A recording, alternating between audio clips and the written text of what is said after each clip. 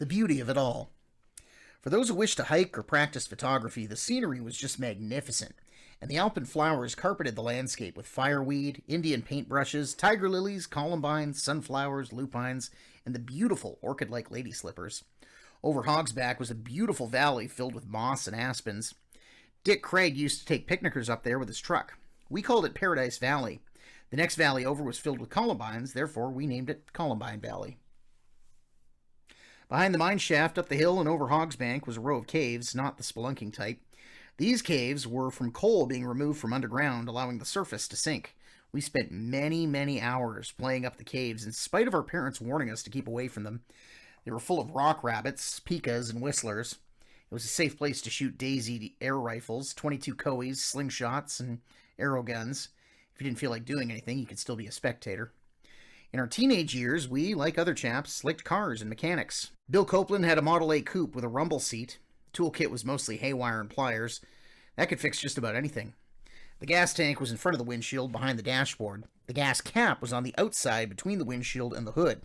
What most people did not know was that under the dash there was a valve to turn the gas off. What I do not know is why. I suppose if you were out with a sweet young you-know-who in some secluded spot, you could turn off the valve so you'd run out of gas and hope nobody would come to your aid too soon. Richard picked up a 29 Pontiac. It was a lot of fun. The universal joint was made of heavy belting and was very good until we got stuck in a mud hole. Then it would tear apart, and we'd end up replacing the joint. It was necessary to have a few replacement joints along at all times in case of disasters. This model also had a Doyle pump, a separate gas line. When it was cold out, you could spray extra gas into the carburetor to help it start up. One night, the gas line froze. We tried to keep the car going with a Doyle pump. We were pumping it fast and furiously, and it started to jump like a jackrabbit at about 5 miles an hour. We realized it was futile and gave up.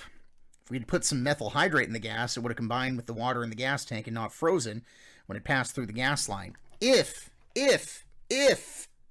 As Mother would say, if ifs and ands were pots and pans, there'd be no work for tinkers. Richard picked up a 29 Nash that had a vacuum tank as a feature. We spent more time working on them than we did riding in them. Richard and I overhauled a truck motor for Jack Nicholson. We ground the valves with a grinding compound and a tool with a suction cup to spin the valves. We took the block of the coal from the company garage, and they machined the ridges out for us. Using oversized rings, we got the pistons back into the block, compressing the rings with a heavily greased, cut-up tomato can. When it was back together again, with new gaskets and plugs, well, we had a hard time starting it. After pulling it around town and down the flats, it finally started. It ran very well until after its first oil change when, for some unknown reason, the motor burned out for lack of oil. All that work for nothing. My brother Donald bought a 35 Hudson. The front end had knee action. He couldn't afford a jack at the time, but the front knee action needed some attention. He got a large block of wood and a good length of timber and used the lever method. It worked very well.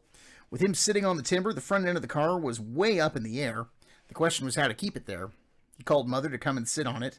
Mother came down and put her foot at the end of the timber. She was not a tall woman, but by no means a small woman. And she gave the okay.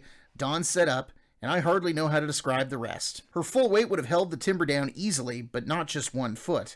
The timber went up, and so did her foot. Looking like a can-can dancer, or perhaps a punt kicker for the BC Lions, she did 2 backward somersaults and landed in a patch of firewood with her dress over her head and her bloomers in the wind.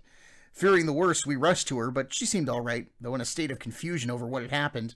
Other than some bruises, only her dignity was hurt. When relating the incident to someone else, I once heard her remark, "Some women are blessed with some daughters, but not me. Just 4 sons."